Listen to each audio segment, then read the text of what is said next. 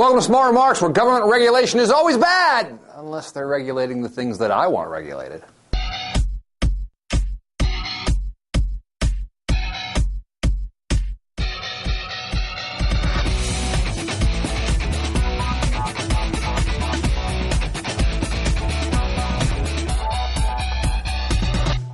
So there's a riot going on, a Tea Party convention down in Nashville this week where people are gathering to vent their outrage at the government and demand that they take back America by electing Sarah Palin president or some god-awful thing.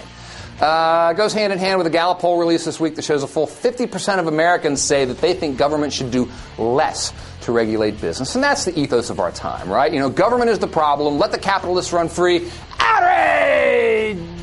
But wait. You know, it's real easy to answer that question theoretically as you're sitting on the couch munching Doritos and watching Glenn Beck. But how about where the rubber meets the road? We come to you from Lancaster County, Pennsylvania, which is a very conservative community. You know, I'm thinking if you ask that question here, should government do less to regulate business, you'd get more than 50% of the people saying yes. But today, in our local newspaper, was an article about a municipality called East Hempfield Township and the fact that they're thinking about instituting impact fees. An impact fee, if you've never heard of it, is a fee levied on developers who want to build new neighborhoods that will add more traffic to the already overcrowded roads. I happen to live in East Hempfield Township, and let me tell you, the roads are packed. And as such, here in conservative Lancaster County, there's a lot of support for impact fees.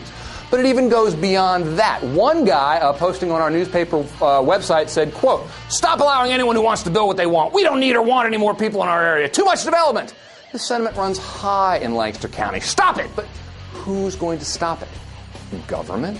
Indeed, don't impact fees constitute government regulation that adds to the cost of doing business? Shouldn't conservatives oppose impact fees? Shouldn't conservatives, in fact, be going to bat for developers who want to build what they want, where they want, when they want it, free of interference from government and the people that it represents? After all, these new developments create jobs and they add tax revenue, right?